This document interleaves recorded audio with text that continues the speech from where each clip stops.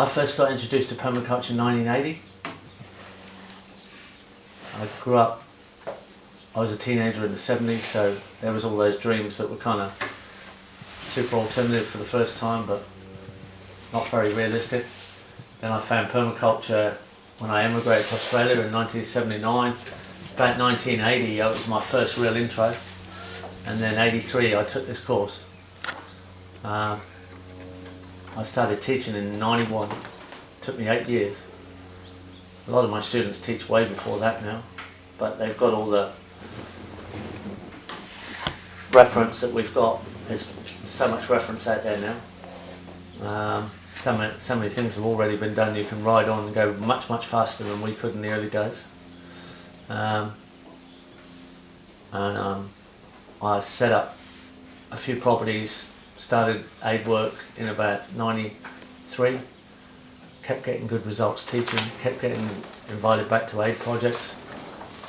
Bill asked me to manage the Permaculture Research Institute. Bill asked me to manage the Institute property and set up the Permaculture Research Institute in 96. I got on the ground in 97. Never would have started a non-profit in my life ever, but he sort of conned me into it, and I've set up about 8 ever since. And I've been involved in non-profits and for-profit combinations. What you're going to learn about in chapter 14, the last chapter of the book, Strategies for a Global Alternative Nation, how you never have to pay tax ever again for the rest of your life. And now actually the tax man pays you the more successful you are. I had the most successful year ever. Well, each year has been more successful since then, actually, in real terms. But actually in money terms as well. Last year I had the most successful year ever in money terms, and the tax man paid me $18,000. Yay. Which is the right way to do it, which is a measure of your economics. Sustainability is when the tax man pays you more every year, and yet you're actually putting more into permaculture into the system. So it does work, even on that level, recycling the money into the right direction.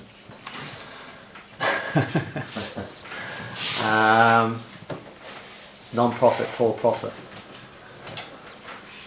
So if you set yourself up a good non-for-profit, you can make as much money as you like because you don't get taxed.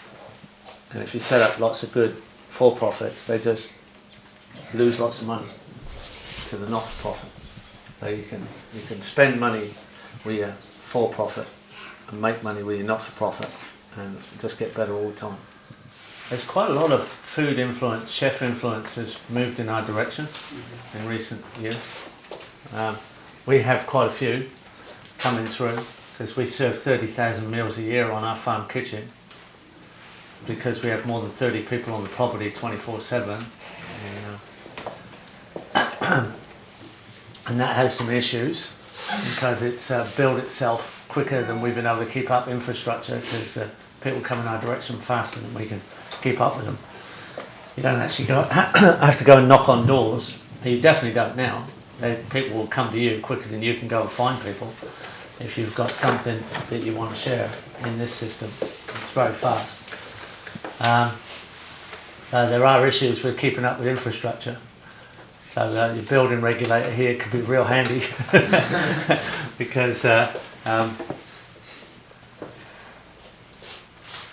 you can easily be attacked because of that. Because I think most of you are operating, by the sounds of it, in the over-regulated world. And there's really two worlds out there. One's under-regulated, one's over-regulated. And in many ways, things are easier in the under-regulated world. And of course, some things are easier in the over-regulated world that are not so easy in the under-regulated world. But you're kind of continuously thinking about that when you work in both worlds.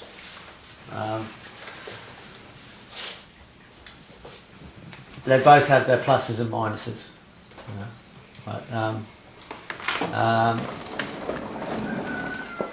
Food issues are really quite interesting, actually. And we've had some very talented chefs come through our kitchen, and like a lot of the people that come through our institute, they come, they've got certain talents, they offer them to us, they get super inspired, they get an education, they get an understanding, then they fly away and try and change the world, so we lose them. We've had quite a few chefs go through. We've got a young local guy now who's probably going to stay because he's born and bred the area. And I have a passion about food in some ways. Not that I'm any kind of chef at all. I don't have to be, with an incredibly talented wife who's one of the best cooks I've ever met, who's morphed her Bedouin cooking into the international permaculture world and had a fusion explosion of cooking skills. But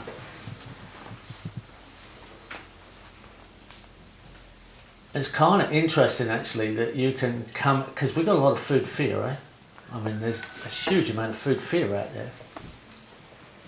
And many people come to this from a food fear as being one of the inspirational parts of it all. And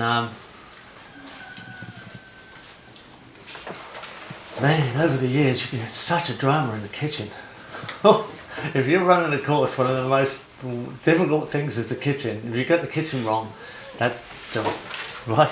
You get the kitchen wrong, and you don't try and be soft and sensitive and caring and understanding about all the food fear there is out there, and it's the first place you're going to have the worst drama. The other one is the accommodation and the shower and toilet facilities and all that. You know, like people got to have good sleep, they've got to be able to have a shower and use a toilet they're okay with, but the kitchen's like number one, the food and the meals, and the longer you go, the less fear you have about anything, particularly food. Right? The longer you go in this system, the more you understand all that stuff, and the more vitality you get out of your food, and the more you realise that it's really not much of a problem, and the less fussy you get about your food, right? The more you realise, like, it's great diversity, really close to where you live, grown absolutely fresh with no guilt. In other words, zero food miles, zero food time, zero food guilt. If you're after longevity, the things that come up in longevity studies mostly are that, and they're very simple, they come up the same every time. People who live a long time eat local food when it's right. It doesn't have to be traditional food. It can be internationally local food. In other words, it can be non-endemic. Nowadays usually is, thank goodness. You had 4 bitter vegetables in your European vegetable garden in the Middle Ages. You probably wouldn't eat them today, and you'd probably have to go to Eric Koesmeyer's house to find them. Right? Because he's actually got them, and the rest of us haven't. You go, who the hell grows skirret? Like nobody I know except for Eric. But he's gone out of his way to research and try 300 different cold climate vegetable perennials, and he's sort of kept 200 that are okay and nice, we eat this great diversity of stuff, but like people who live a long time, and most of those traditional people don't do what we do, and that's really go for diversity. We're diversity freaks. I mean, there's no one like us, and never has been, never. It couldn't be in the past because it was an international mix. Imagine Italy without tomatoes. It wasn't that long ago. Not really. Carrots came out of Afghanistan and they were white. Then they got selected. It's called speciation. It's selection. It's like shopping. Women are good at it. Men aren't so good at selection. It's a subtle skill. Women are better at subtle skills. They communicate together much better than men. So they're really good at selecting. And then the purple carrot got speciated by a Dutch gardener to favour the royal family of Holland. He selected an orange carrot. It's just a selection, and all our carrots come from that Dutch gardener's carrot. That's how weird some of our food is. If you look at food history, read some of the stuff at the back of Bill's book, the recipe book for fermentation and human nutrition, one of Bill's obscure books. People don't really take as seriously as they should. It's going to double in size when he finishes the final next edition. He keeps finding more info. But at the back of it is the chronology of food in history. it's kind of interesting to see how long ago we domesticated the first poultry, which was guinea fowl in Egypt 2,000 years ago. It wasn't that long ago. We didn't have chickens, we didn't have ducks domesticated, and we didn't, our first yogurt, and when it's not really that long ago, some of this stuff, So people who live a long time, they eat local food when it's ripe, or they ferment it, or they process it with natural systems that often enhances its nutritional value. They don't travel. They don't travel anywhere. They don't travel much at all. Very rarely even leave the village. They definitely don't do international travel. So think about that when you do a lot of travelling, and compensate it with your great skills, permaculture skills. They usually eat something that's connected to the larger bioregion, natural element, like honey. Like honey from a large, because bees go 3 kilometres each way from the hive in all directions, so they're bringing in huge amounts of tree oils and nectars and pollens, and it's a great way to get symbiosis quickly, is local honey, but it must be unprocessed, it must have the enzymes alive, it's never the same stuff, ever. So it's really diverse stuff, but it's connected to this larger thing. And migratory fish oil is one, and like migratory birds, which were eaten whole, and kind of things that come through your environment from a larger area. Those are sort of things that make people live a long time.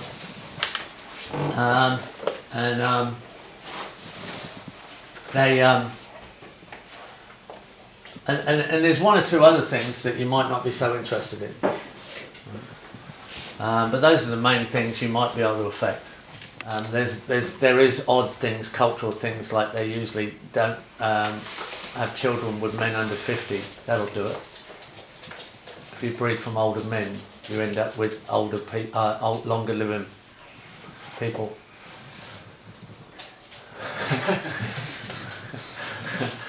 Because you're breeding with survivors and not sacrificial males. Because males tend to be sacrificial, and you don't need so many males if you just want to get longevity. Like the farmyard, you only need one bull and a herd of cows. You only need one rooster to every 8 hens to get absolutely fertile eggs on every egg. But you can do it with 1 to 30. And if you look at male plants to female plants, you don't need many male plants really. One papaya every quarter mile in a male will do it. Same with the date palm. So the farmyard and the garden is a very female-orientated place because it's sort of a life-rich system. Men, pretty useless really. We're not really needed apart from sacrificing ourselves in hard work and frontline defence. Women, if you want to kill something, kill the females. You want to wipe something out, knock out the females. Don't bother with the males. They'll kill themselves arguing about who gets the last female anyway.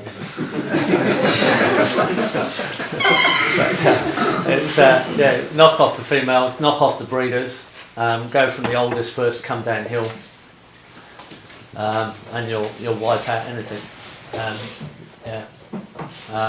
So if you go the other way, you'll be abundant forever. Keep the breeding females and come downhill from there. So we could talk about that, but it's kind of interesting. It's really common sense if you think about it. So your wild stocks and that, don't keep any big fish that are breeders. Put them back. Keep all the small fish. Reverse your size limits. Ask any farmer. You can eat the babies. You can eat the seeds. You can eat the fruits. You can't eat the plant. You can't eat the tree. You can't eat the breeding animal. So we can enrich life systems. Once we know a bit of design, life systems are very easy actually. It's everything's very well behaved out there. There's not much problem with behaviour of the living system, and the non-living system is based on quite simple science. It's physics and a bit of chemistry. It's not that complicated. Building energy efficient houses. Understanding energy is actually really simple. It's much simpler than ecosystems. Energy systems are linear, right? So there's no free energy out there, and you've got to pay for it somehow. I live, Jason, wasn't it? You were saying you'd like to be off-grid? Yeah, I've been off-grid for 20 years. I've had to live with it, and I realise people don't understand energy very much. They just mystify it. They decide they can't understand it. And if you start that way, you usually end up never understanding something. So you've got to believe you can understand it. Please believe you can understand permaculture right now, like next week. Right? Don't think you can't understand this thing, right? Because that's not a good way to start learning something. Put the barrier up straight away.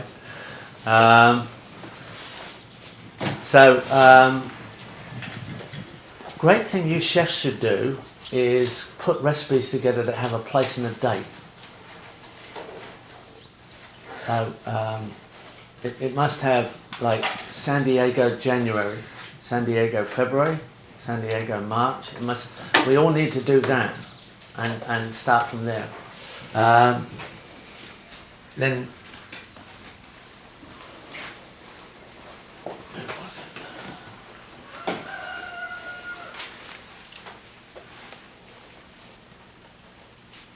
Understanding energy, or are you past that? I mentioned it. No, someone just left the room, didn't they? Who just left? Okay. Special needs school? Yeah. Right. I'm trying to look for special needs school and I can't find it. Yeah, here he is. Here he comes. Right. That's something that's really close to my heart, actually. We've always had unusual effects from school gardens.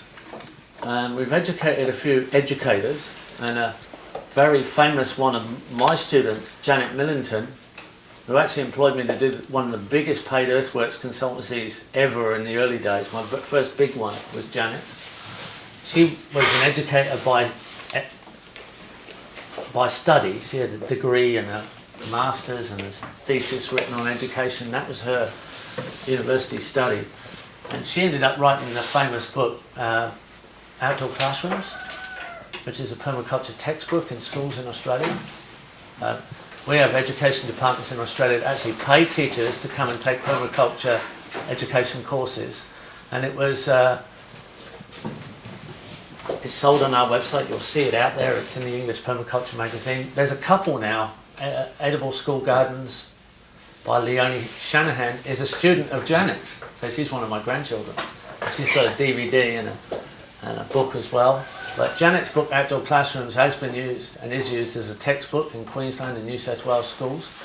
And the education department will pay teachers they'll pay them their wages to go and take courses on how to teach permaculture in the classes.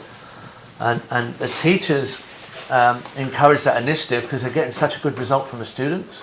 Because actually the kids with attention deficiency problems and behavioural problems actually calmed down after they've done something out in the garden. They started to notice. They thought we were doing something to the kids, which is the sort of thing you don't want to be accused of.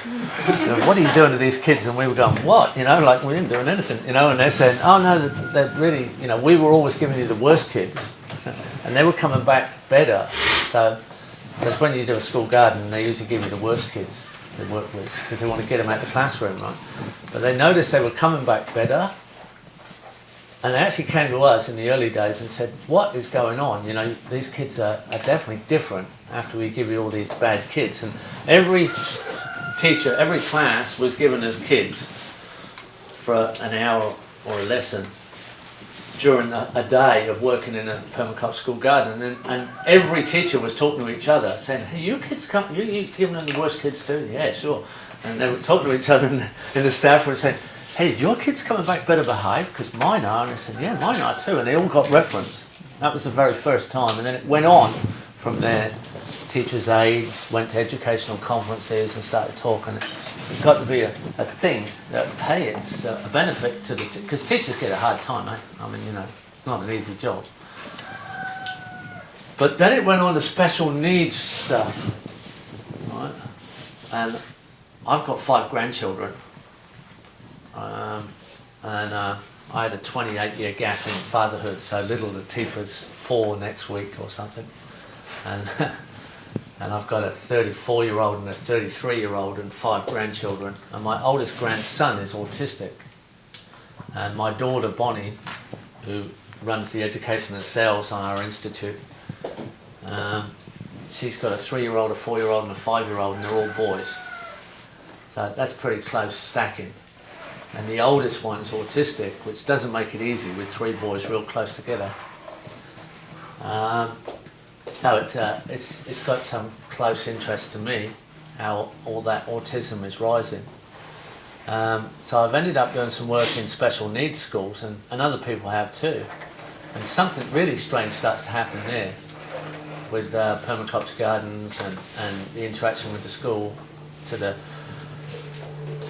kids. And we have Stephanie Alexander is a chef in Australia who has a program for schools that supports the permaculture gardens, and they can get funding there's a Stephanie Alexander school garden kitchen program where they build the school miniature kitchens, so they're small stoves, small tables, small preparation benches, and they'll build this as like a school kitchen classroom with the garden outside, and the special needs kids get them as well in the special needs schools.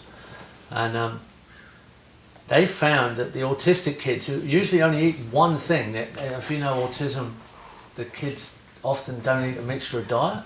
You know about this stuff, Kevin? Yeah. They'll eat one thing like bread and nothing else. Yeah, I know one that eats just salami. Yeah, and they just get this fixation because it's, there's sort of certain issues. And now we've got the GAPS diet and all kinds of interesting things that people have got involved. The GAPS diet is a phenomenal thing. Anybody know the GAPS diet? Yeah. We won't talk about the measurements at this stage, but anyway. But they had kids eating stuff at school that they just don't eat. It's just not possible that these kids would eat stuff like lettuce and broccoli and things, and they were growing it right there and cooking it right here because you can see the garden from the school special kitchen. And parents really got angry about the teachers suggesting that the kids were eating this stuff. Because this is just not possible. You're really offending me now.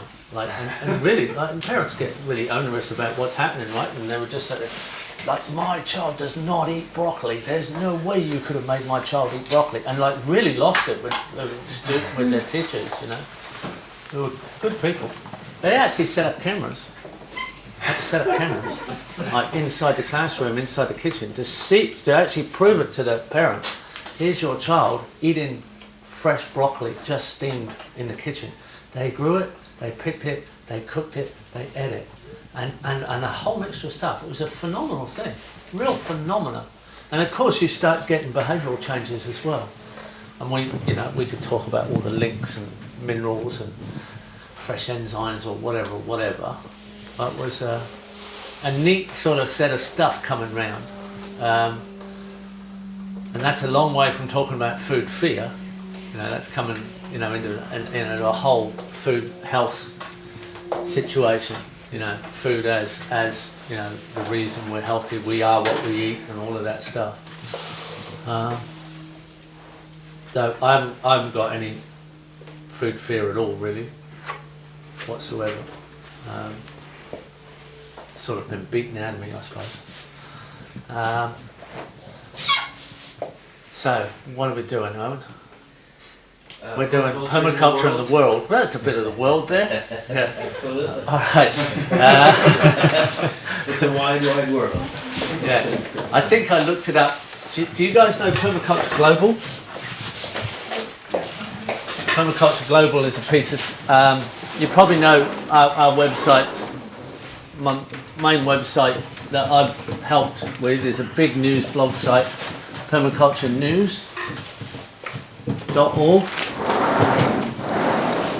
That's our website, and it blogs, crazy blogs, non-stop. Big one on Comfrey right now, I think, right on the top page. Russia, there's a big one about the Crimea.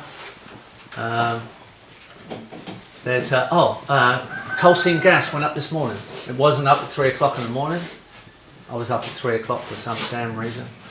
Jet lag, troubled mind. Trying to solve the problems of America.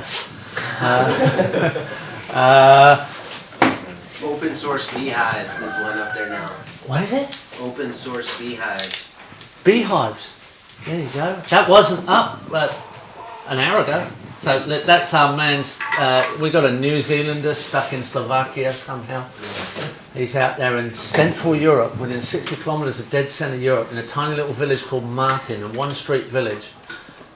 He's a New Zealander. He's on his second Slovakian wife, family. He's a freak. He's literally a photojournalist freak. He can really write. He can do incredible photography. National Geographic type quality photographer.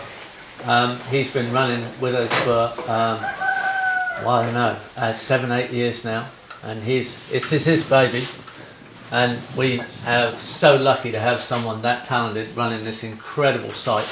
It would cost 4 or 5 times what we're able to pay him if we had a standard professional in that position. He's highly ethical. So it's a blog site, and we do good news, bad news, good news, bad news, good news, bad news, good news, bad news, good news, bad news, comedy. Because we think we have to relax a bit and have a bit of a laugh now and again. If you didn't laugh, you cry, is a very English saying.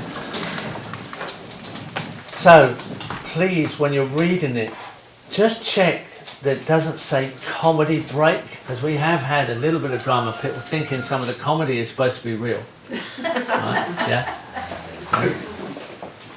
We had Don Dunderstone reporting from Long Bay Jail about incredibly tight-spaced permaculture systems. Right? Don Dunderstone didn't actually exist. Right?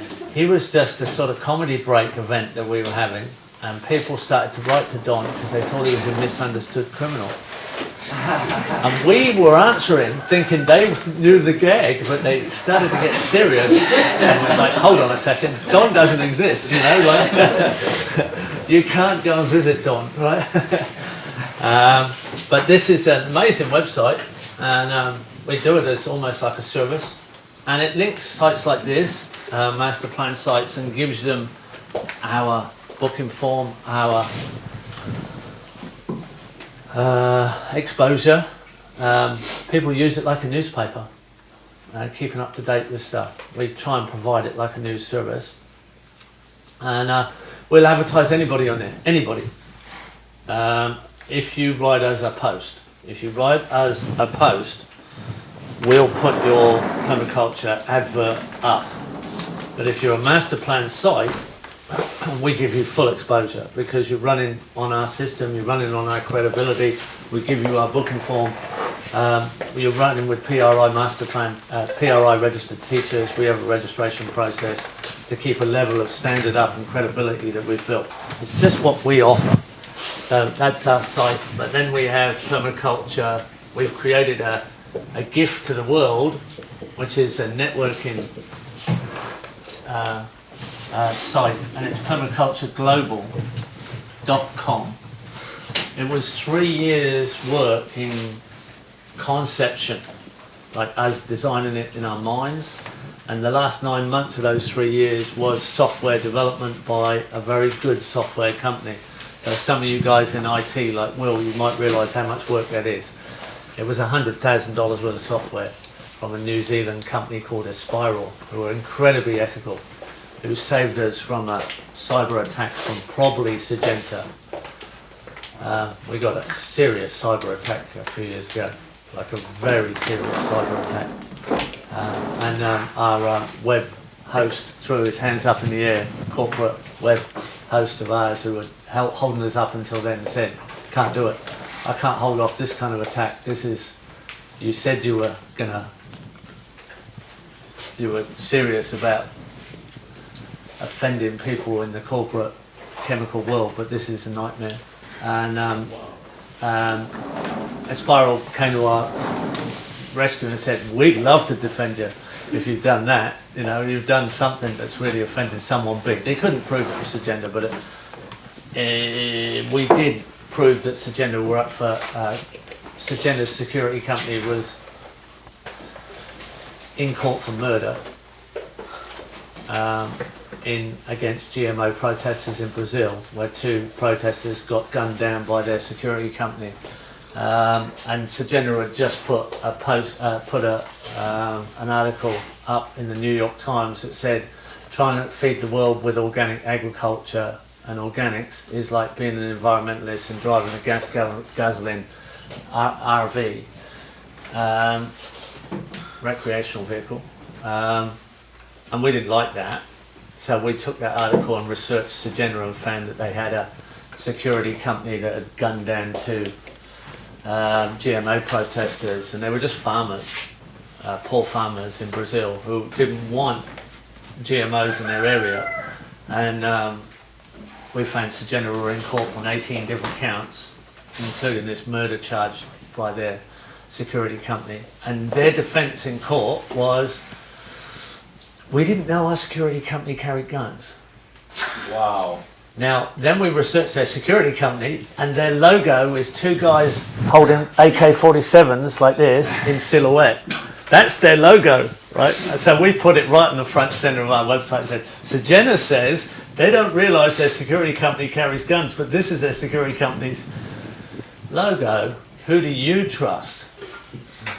People like us, who are trying to help people worldwide do things in the way we do, or people who say that?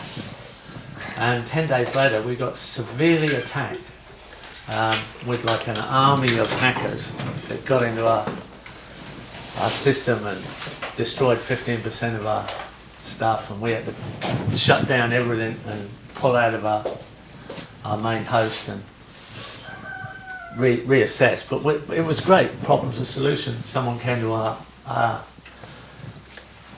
our aid who prides themselves in defending people away from that sort of thing. So we're super secure, hopefully. But the same people made this for us because we were looking for someone who could make something like this. And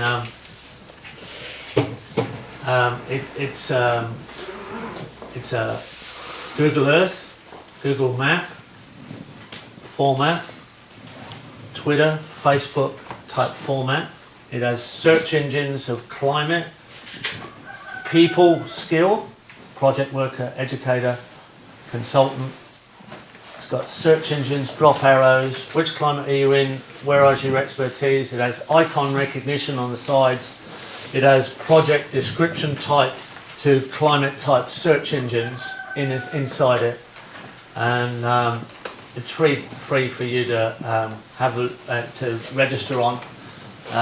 It has PRI master plan search one box you can put up, and it's what was it, Owen? How many we got there now? 1,500 projects, over 1,500. So it's 9,500 people worldwide. They're up there as people, and projects was 15 something, 1,538 let's call it 1,500 projects worldwide. And I quickly looked in America, and there's 350 permaculture projects on the global there in America right now. And that's not all the projects in America, and that's not all the projects in the world. There's 1,500 projects on global that you can look at. You can surf the world of permaculture through Permaculture Global. You can travel the world on permaculture projects from Permaculture Global. You can contact them all, and when you click on them, their page comes up with a description of the project or the person and what they do, either, and you can follow them, like Facebook, and you can see who they're following. It all comes up on the side. Who are following them and who they are following, just like Facebook. It's the same sort of. It's a purpose-built software that we've done for the world. We expected people to help us with it, but nobody has. We've done it all, and we run it for nothing. We give it. It says at the top, it's a gift to the permaculture world. So we don't. We're hoping events like Permaculture Voices will attract some people who actually want to jump on there and help us take it where it can go, because it's only the foundation software. It's what we use to accredit teachers. It's what we use to accredit master plan sites. It's that sort of software that we can. It's very functional. It could be way more functional. It has incredible capability to extend, but it's yours, and it's a great service. If anybody, apart from geofflawton.com and the videos I'm crazily putting out every Friday to try and like give people quick views of funky things to give them emotional stir up. Which hopefully is helping you, like, to show people stuff. But if people say, well, how big is this thing? What is it, some kind of cult? Or, you know, like, it's got cult in the middle of the name, or, you know, what's that? Oh, maybe you want to reassure your parents or something, you know, that it's not a cult or it's some like interesting thing, and it has some international following, because people tend to think it's only a small thing. It's not a small thing. It's now a very large thing, and I've been involved for quite a while now. It's 30 plus years, and it's literally been my complete life since '91. Nothing else. I've never compromised with the other system at all. You show people this. I mean, that looks pretty professional too, but they might get, you know, like the wrong plug at the top when they open it to start. But this is like, oh my goodness, that's pretty big. Like, it's a sophisticated piece of software. You can drill right down and see everything in there. I mean, you look at it across the globe, you see a global map, and you go, wow, that is big. It's right across the world. And there's a lot going on. And what's actually happening is the mainstream is having to admit that it's just catching up with us. It's not that, why are we not in the mainstream? You can't be in the mainstream when the mainstream has to catch up with us. It's like, what, we're going to step backwards and go into the mainstream? It took me a little while to realise that. But it was extremely obvious in some of the very high profile consultancies I've had the privilege and courage to be in. I really don't think you could possibly imagine where you might end up. It can be an extremely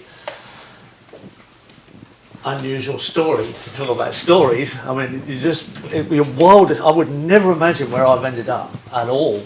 I mean, I was someone who didn't even listen to chapter 14 in my PDC. And my PDC is recorded. It was recorded by a gentleman called Geoff Lawton. Geoff spelt the other way, the American way. He's a Western Australian. He wrote a book called Permaculture Plants. Useful. He also wrote a book called Useful Cactuses, Aloes and Agaves. He's a great guy. He's lived in the same community property in Western Australia for 30 plus years now, 40 years maybe.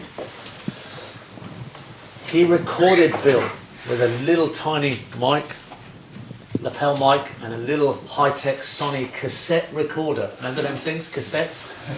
Used to jam up and muck up and throw them out the car window, or people did. And used to buy it as a recording. It's the September 1983 PDC with Bill Mollison in Stanley, Tasmania. That was my PDC. I was in that PDC at the back of the room. 26 years old. Didn't ask one question. It's now. It used to buy it as 48 cassette tapes. 48 90-minute cassette tapes. Now it's one DVD, audio DVD. You can buy it. It's neat. If you guys want to drive, want to drive back to Canada in one go, get that DVD, put it on, all of a sudden you'll be in Canada. It's nuts.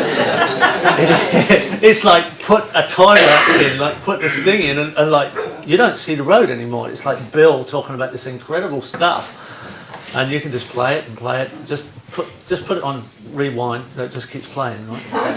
There's another one he did called Agriculture that Geoff recorded, and he did an agriculture set of lectures in Perth, and it's a whole day of Bill on a DVD audio. It's now audio DVD, and that's the same. I've played both of them 100 times at least, and they're the most awesome things to drive. If you've got a boring journey to do, wow.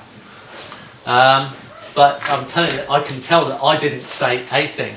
There wasn't one comment from me in there.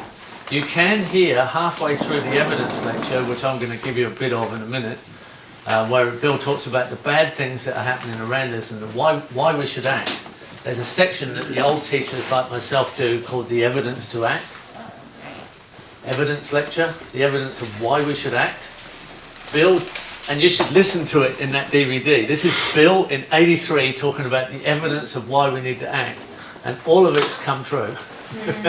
All of the stuff he was talking about in '83 has happened. But in '83 it was the most radical thing you've ever heard. It was so depressing. You felt like committing suicide at the end of the day. Oh my goodness, is it worth doing it? Yeah. And you can hear me throw my notebook and pen over my shoulder halfway through. That's the only thing I can hear that on the whole thing that I did, you know, it made a noise. And Bill, you can hear Bill lighting cigarettes because he's using matches, and you can hear it go, and it's Bill smoking. It's like earlier days, right? And people used to smoke in public and all that stuff. So he's there with a cigarette, riding away on the board, and you can hear the chalks reeking on the board. So I just sat there, sort of a bit angry and depressed, young guy, back of the room. And every time he lit a cigarette up, I rolled a cigarette, and I smoked one as he smoked one, and all the hippies in the room kind of went, you know. And things have changed, of course. Bill's changed, and I've changed, and it's changed. And we got things called faxes eventually, and then slowly we got things called computers. And my first overseas work, we had faxes were the most high-tech thing we'd ever seen. We thought it was so high-tech to get a fax. My first project in Ecuador was in '93. My first overseas work in Ecuador in '83 with Ali Sharif and the Permaculture America Latina team.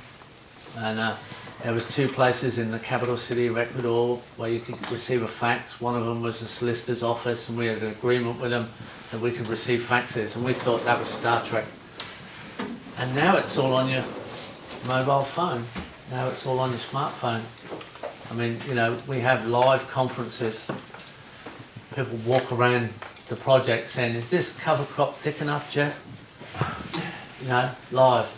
I mean, we have YouTube reports coming in daily from projects around the world. We have live cameras. Cue to view, cue to pay to view, and steer the camera. That's the new permaculture projects of the world. You see them cameras? You can go online, queue to view, queue to pay to view. You've got one on Sydney Harbour Bridge. You can queue up to use a camera and steer it yourself from what you want to look at remote. Time-lapse cameras going 24/7. My biggest advice here would be put up 10 time-lapse cameras now and keep them going for the next 20 years. Quick, get them up now. You know, you start projects, get a time-lapse camera up straight away. Solar powered, running. Don't even think about not doing it if you're going to start a project. Because the before photos are diamonds. They're big diamonds, huge. You don't think, we're just not optimistic enough. It's terrible looking back in retrospect and realising, damn, I should have taken another 200 photos every day on the first few, in the first year, you know? Because it's so much more impressive when you see the before shot. This would have been great when that was a trucking yard out there, you know? And seeing all that like hard packed and full of machinery and not looking like it does already. But where technology will be there, and well, people will, you know, the young people are great. They'd be right on it. The young people are going to be right on it. They're so impressive. So, working on consultancies like Masdar City, where people pay ridiculous amounts of money for consultants to be part of a $22 billion project, Masdar City. So the landscape company that gets the contract asked me to be part of their team, along with about 4 or 5 other landscape companies. I was lucky enough to choose the right one that actually got the job. Maybe it's because I was on the team. But they asked me prior when they were going for the contract, there was 4 or 5 companies asked me to be on their landscape architectural design team. I chose Edor. I thought Edor looked like they're the biggest. They'd probably get it, and they did get it. While I was contracted then to go to like 3 big meetings to design the concept of the landscaping in Sydney. They flew me from where I live to Sydney, which is like flying from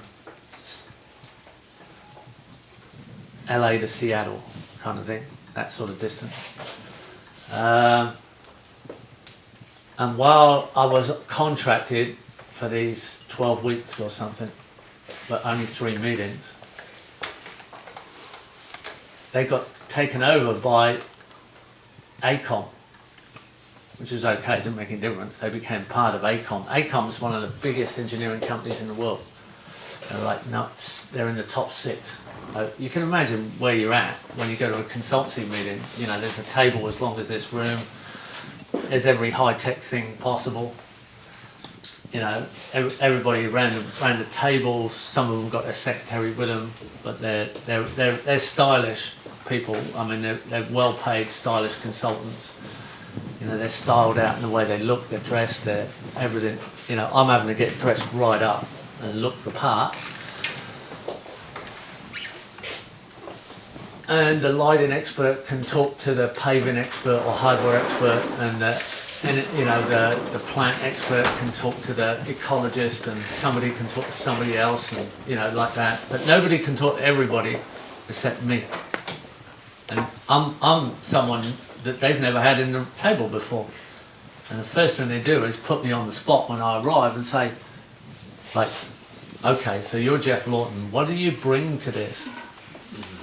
And I don't compromise for anybody, because I've got no reason to compromise in the professional consultancy field. And I said, well, this is my gig. I do this all the time. This is not something new to me. I don't do anything outside of sustainability. Design is what I do inside of this world.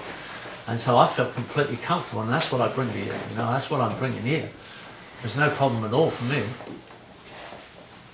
And so they like that. But anyway, over those meetings, it was kind of obvious that everybody was talking to somebody else around the room. They had all their little cliches together, but nobody talked to everybody except for me, and nobody referenced everybody but me.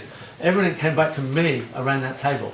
And that's when I started to realize, hey, we're central to this. We are the mainstream. We are the new mainstream, and they're just catching up with us. I mean, these are people who had a live video conference through to London because their sustainability design expert was in London, because they were designing the Olympics as well in London. You know, those sort of contracts, and we had that live on screen. You know, and you know, when I said to them, okay, well, this is the city that we're designing the whole city, and they had you can imagine the illustrations and computer programs they had, and you know how far they could drill down inside the city. It was just nuts, you know, what they had. And I said to them, like, oh, they didn't know what a food forest was. They didn't know what I meant by a layered system. I had to educate and explain them. But then they sent a research team into Oman to the Hajar Mountains to see ancient food forests up in high valleys and get their own photos, because they had to use my photos because they didn't have any photos to start with. But they sent people in to get photos. I mean, they got money. I mean, when I said, so where's your sector map? And they said, what? No, this is embarrassing. I don't want to embarrass them, right? Okay, a sector map is, you know, like, it's like which way do the winds blow on certain days of the year, and you know, where's your shade angles, you know, of the sun, because the sun changes, you know, it's like comes up on a slightly different part of the horizon, every day of the year, and it goes and has a different sun angle on midday, you know, and what's your midday, mid-sun, midsummer, midday, sun, midwinter, and you know, what's your temperature ranges, and you know, I just want to know, like, the outside energy is coming through. Oh, we haven't, like, at Barrissey say they haven't got one, right? So they haven't got one, they can just get up in front of me straight away. The next meeting, they had a sector map with wind charts and everything you could possibly imagine. Every single thing, the most extensive sector map I've ever seen in my life. And then it for dawn, 9 in the morning, 12 o'clock, 3 o'clock, sunset and midnight. 30 years projected into the future. I don't, like, that's cool. You know, like, because all of a sudden, like, all right, you got that much power, that's fine. So I can, you know, so it's out there. It's crazy. But, you know, you've got to have, you know, you build a little bit of authority, get a bit of experience, and don't be surprised if you get asked to do quite serious work. And if that's what you want to do, it is there for you. It is there. It is definitely there. You're going to have to be user-friendly in the way you professionally approach and your style, because these people, you know, they've got certain fears as well. They're protecting their professionalism. So, you know, I'm going to be wearing some, like, you know, pretty much fitted suit style or pretty corporate look. And it's just corporate camouflage. That's all it is. It's the same Geoff. I mean, there's no difference at all. You know, it's still, you know, the next day I've got compost under my fingernails, you know, I'm killing chickens and kind of stuff, you know, milking cows or whatever. But it's stealth.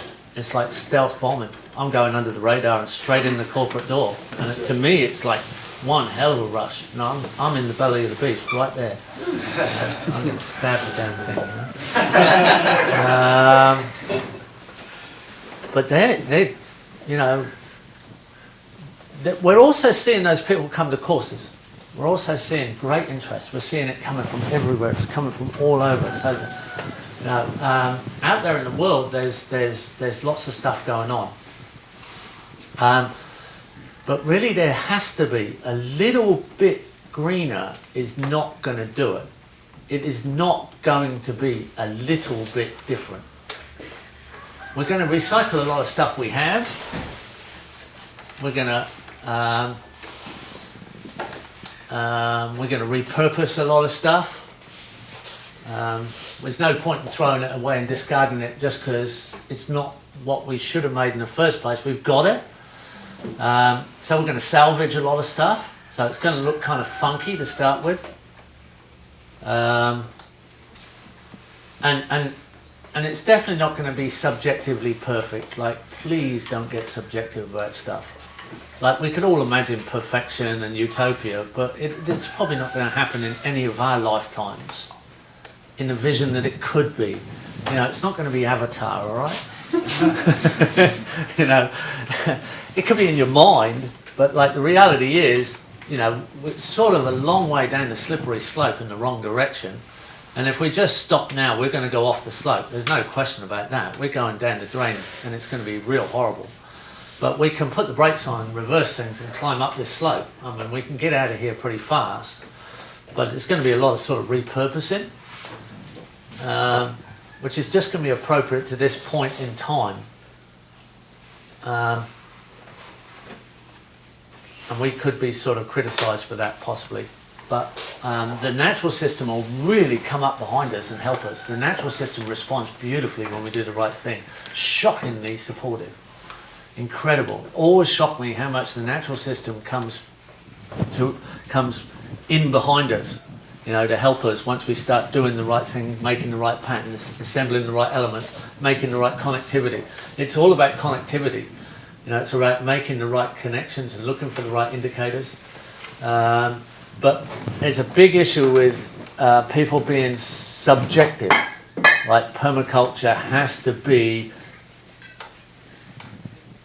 mud houses that are round, otherwise it's not permaculture, you know. And people have to have dreadlocks or something, you know. Or, sorry. No worries. You know, like people have like it has to be one thing, otherwise it's not what I think is permaculture. You know, it has to be one particular diet, even, or one. You know, like it's not. You've got to be really objective. You know, keep it really open and objective, because that's the tolerance of real community. As long as it stays within the ethics, it's ethical. It begins right at an ethic, and that's the difference between our ethical design science. Our science commences, anchored, starts, foundations, at ethics first. Because science lacks ethics. That's the horrific thing about science. Science is wonderful. I mean, it's great. It's the thing that proves how things work, and it's reference, and positivism. Permaculture is based in positivism. That's what grounds it. And a lot of people, I realise, don't know the definition of positivism. They think it means being positive. Positivism means that you can calculate it, you can measure it, you can prove it. It's the provable sciences. It's not metaphysics, or it's not theism. It's not a belief system. Now, don't get edgy about that either. If people around you get edgy about that, just explain. Look, you can teach permaculture inside a Catholic church. You can teach permaculture inside a mosque. Of course you can teach permaculture inside a Buddhist retreat or a yoga school. But you don't teach Buddhism inside a permaculture, or Catholicism or Islam inside a permaculture, because they are belief systems. And there's even some metaphysical practices that people sort of insist that it makes a difference, because we've gone for the Eastern belief systems, and we seem to have absolute anchors in Buddhism or something, whatever. But look, it's for everybody. It's not like you anchor it in one thing. That's your gig. That's your thing. Because if we start to include metaphysics, then it starts to dilute the system. It's easily attackable. We don't want to be attackable. We want to be solid. We want to be like, this is provable. And nothing makes it more obvious than you actually work on an aid project where people actually are very dependent on what they do today on how they feed their family tomorrow, or how their family just survives tomorrow. We're in the privileged world here, which is also the overregulated world. But when you go into the non-privileged world, it's a completely different story, and you can't take risks with people's lives. We save people's lives all the time in those worlds, but here we really help people's lives. I go on a consultancy, and I'll have saved people $10,000 easy in the first hour, often the first 10 minutes. I'll have saved people $50,000 easily by the end of the day, often by the morning, just by designing things better for them, pointing out what they do or don't need to do. And often I've saved their marriage. And people tell me that often. They said, "You've probably saved my marriage." I said, "Yeah, I know." And I do know. I've lost a couple of marriages. I've been through that experience, right? And I can see what he's thinking about doing, and what she's agreeing he should try is like a divorce. You're going to do what to the driveway, and you're going to put that down. Oh man, that's so much work. I mean, and even when you've done it, it's not worsening it. It's just going to be a drama, And it's like, I've got to talk these people out of this, otherwise this is just going to ruin their lives. And that's a real communication skill to, navigate that with diplomacy. How am I going to tell you you're an idiot, Not say it that way, that's crazy, penguins and ostriches on the same property, that doesn't work, it can be that, they're fixated on some mad thing. I've never had that one, but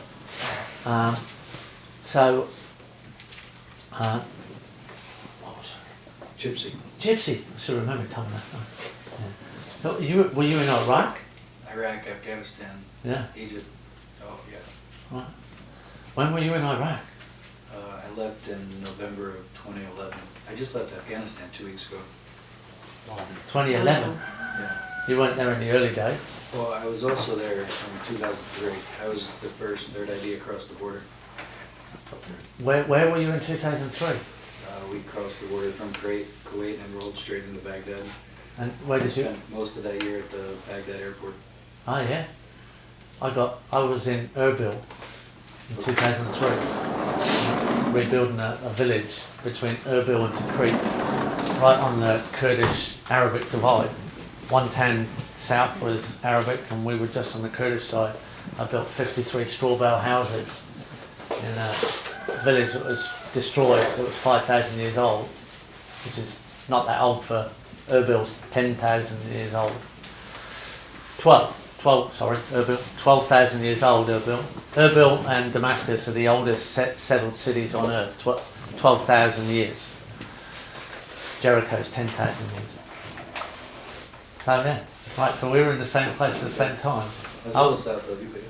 Sorry? I was a little south of you, but yeah. Yeah. I got interrogated on the runway in Baghdad before they let me leave with a plane full of aid workers. We all had to go for the interrogation thing.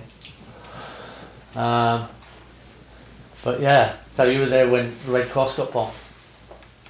Yeah, I've spent most of 2003 to 2011 in Iraq. Right, yeah. Yeah. So I was there when all the aid workers pulled out. Well, not the Red Cross, the UN. Oh, what was it? I've forgotten now. When the big aid centre got bombed in Baghdad. Remember that? I don't recall. Everybody pulled out. I stayed another 10 days trying to finish it. And I went back to Jordan. I did a few things for a month and then came back with Nadia in September, and no aid workers were there. And we went in under the radar and finished the job. They flew us in and flew us out on a UNHAS flight, but we were the only people on a jet both ways. Yeah, it was a scene, eh? It was interesting. Yeah. So you can go into that sort of intensity. I wouldn't advise it. I definitely wouldn't advise if you're going to end up being aid workers. When you get to being, if you get good at this, people are going to ask you to do more work, and it's going to be more difficult, and they're going to ask you into more difficult situations. And now you're going to get asked to teach. You might feel obliged to teach, and then if you get good at teaching and doing projects, the better you get, the worse you're going to get offered in disaster. And you're going to eventually get offered aid work, and then you're going to see people suffering, and it's going to be a bit of a nightmare at times, and you'll live with those. And then you're going to get offered emergency aid, and emergency aid happens fast. They get you in there real quick, and then you are going to see real suffering. That's what emergency is about. It's about people who are very much suffering. So then you're going to have quite serious nightmares about that. And then if you make a real good job of that, there's one last stop, and that's a war zone, where they're going to ask you to go into a war zone scenario. And you definitely need to think about that, because you don't come out of a war zone unaffected, do you? Nobody comes out unaffected. You've either got a bit colder and a bit inward, and you're looking at yourself very, very much in from a different way, or you've lost it a bit. It's very, very hard. I had an Afghan veteran here at the conference who emailed me, and I didn't know he was going to turn up. And he emailed me on the geofflawton.com videos, and he said, I'd come back from Afghanistan. He was somehow running with the Seabees and the Predator drones, and I think he might have been seeing things through the Predator drone camera stuff, and he just come back. And he's still a reservist, but he'd lost it. You know, he just couldn't fit anymore, and he sounded like he was potentially like going off the edge. And he came in through the geofflawton.com videos and said, I was just gone, like I was out of it. There was sort of, it sounded like it was the end of the line for him. And he said, I found your videos, and they've saved me, because I've got something hopeful. I'm now working on an organic farm. And I found something worth living for, and it's just refocused me. And like in the Voices conference, he found me and came up, and he was crying, And, So a lot of what you said with the children working in the garden, there are a couple of initiatives already trying to put veterans on farms, and I know it helped me. That edge that you talk about, I've stood and looked over that edge. I've had. Coming back in 2007, I had some real rough months. And putting my hands in the dirt helps. I don't know how, I don't know why, but putting my hands in the dirt helps. There's a certain amount of, this is metaphysics too, but but there's a certain amount of discharge, that happens. You're sort of charging out. There's a certain amount of that electric energy that runs that nervous system that gets edgy discharge. But I mean, I live in a Palestinian refugee village in Jordan. I'm right on the front line of geopolitical boundary nightmare. We look at Jericho. It's on the other side of the Jordan River in occupied Palestine. You know, everybody in our village, 30,000 people in a very, very densely packed village, you know, has Palestinian connection. You know, we can see the lights of Jerusalem on the top of the hill. We can see Nablus. You can hear the conflict when it's an intifada. I mean, I'm right in that line. You know, I don't advise you to do that sort of thing unless you're really, really sure that you've got some kind of like strength to like hold it together for yourself. But I did it and I didn't know. I've kind of come through okay, and I'm still out there. But it's you know, that's where you end up. So you know, at the other end of the scale, you know, we have incredible stuff coming back. Afghanistan, troops in Afghanistan are putting in biogas digesters. One of the best biogas digesters we can find. So our Permaculture Research Institute project at the Sunshine Coast in Australia, Tom Kendall, wonderful farmer who's permaculture master plan operator, he's putting in the American, he's generally finished it now, the American model biogas digester the American troops are putting into Afghanistan. So, you know, there's great work going on at the same time as like there's severe situations, severe cultural situations. So it's kind of like that's a permaculture influenced by your military out in Afghanistan. And there's wonderful things out there. I mean, you know, there's 800 varieties of grapes in Afghanistan. Some of the centre of diversity of grapevines. Mulberries too, Afghanistan, northern Pakistan. You know, you've got genetic diversity. Between Baghdad and Basra, there's the largest genetic diversity of dates in the world. One of the major plant species, tree species, fruit species of deserts. Just need 100 degrees for 100 days a year. In over 100 degrees in your measurement for over 100 days. That's how you say it in America. In centigrade, you say over 40 degrees centigrade for 2 months, and you get good days. But one of the great genetic diversities is in that section there between Basra and Baghdad. Not such an easy place to hang out at the moment. But you would have seen some of the date palm overstories. Yeah. Bit of time in Yeah. They've got to be saved. They've got to, you know, that there's iconic sections around the world of food ecosystem history that are like treasures, that are like the last of its kind is becoming extinct. I cannot find an operating limonium. I cannot find one. I'm seriously looking for a limonium, and I can't find one. You know, I don't know if there's any left. We're going to have to reinstall the Lamonia and the dry land systems, which is hard surface runoff, ephemeral lake. Classic traditional stuff.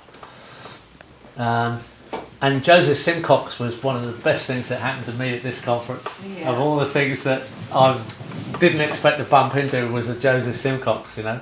We've just formed a lifetime partnership in 2 conversations. I don't think it's going to be terminal.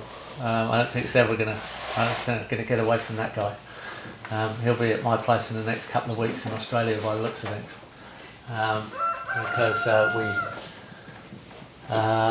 we team up in an unusual way.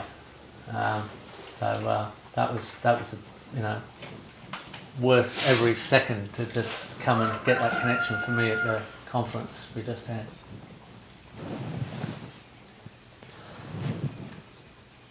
We're 5 minutes short. Okay. What do you... so this is supposed to be permaculture in the world. Trying to go for it. Questions? You guys. What you want to know? Yeah. I'm just curious what the biggest thing you've seen change in permaculture is since you first started.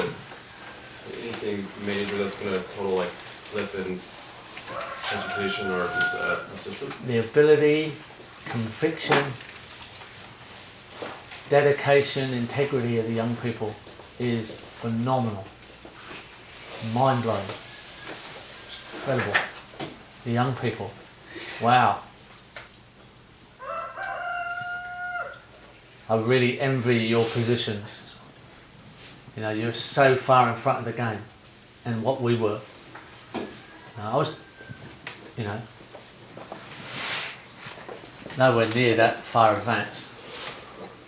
No, I was 29 when I did my PDC. And it was, you know, I couldn't find a swale. Couldn't find a food forest. There was actually a 4-year-old food forest near where I lived. It was one of the oldest ones that was put in Australia. And Bill says on that audio DVD, we know subtropical food forests and tropical food forests are possible. We know there are references, we've seen them, but we've never put one in ourselves. I missed that during my PDC, but I heard it in the recording and I thought, wow, I thought I was following instructions, but I was working blind. You got, you know, so the young people come to courses. I see young people come to courses sometimes in their late teens, and I can see the look in their eye. They're not even going into the other system. There isn't anything else in their life. They're going all the way. They're like it's almost like child soldiers in a positive sense. And child soldiers are very brave. That's why they enlist child soldiers. It's scary as a teacher sometimes. You know, and it's been scary a lot of my students, because you wonder what the hell you're doing to people, and it is truly scary. You know, like Kate Shepherd gets back to me after a few weeks at Tipuana Farm. She's got hill farm in Yorkshire now. She's got a permaculture hill farm in Yorkshire. Thank God she made it, because the next time she emailed me, she was on a project in central Congo. I mean, hell, central Congo. That's really dangerous stuff. That's really scary stuff. You're going to go in somewhere like that. It's like going to Somalia. You want to go to the real pointy end of things? Like, some places are very dangerous. I've lost 2 or 3 students in the field. Malaria, gunshot, break and enter into a project, and car accident. And it's easy to get taken out in a car accident in some of these crazy places. You know, traffic's pretty bad. You know, gunshot, like fired through the door in Tanzania. People want to come in and take the computers. Do not sacrifice. There's no point in standing behind the door and stopping them and saying, let them have the damn computers. They need them. Let them go. It means nothing. You're worth billions of dollars as a good consultant. Trillions of dollars. You are not worth a bulldozer, a computer, or anything. Those poor people don't understand. Let them take it. Do not sacrifice. And malaria, be very careful with cerebral malaria. It kills you in 4 days. If you're taking any drugs like doxycycline that mask the symptoms a bit, you do not know. You're not sure whether you're just a little bit ill, you haven't got a blood test with you maybe, you don't know, you can be more than 4 days away from the Lariam. All they're going to do when you get to the hospital is give you 2 Lariam and tell you to lie down. That's a drug that will wreck your kidneys if you take it for 3 months, but that's all they're going to do when you get to the hospital. You could take Lariam with you and take a blood test, but don't get caught with cerebral. Because once you know you've got it, boy do you know you've got it. And you'll lie down and die. You won't care.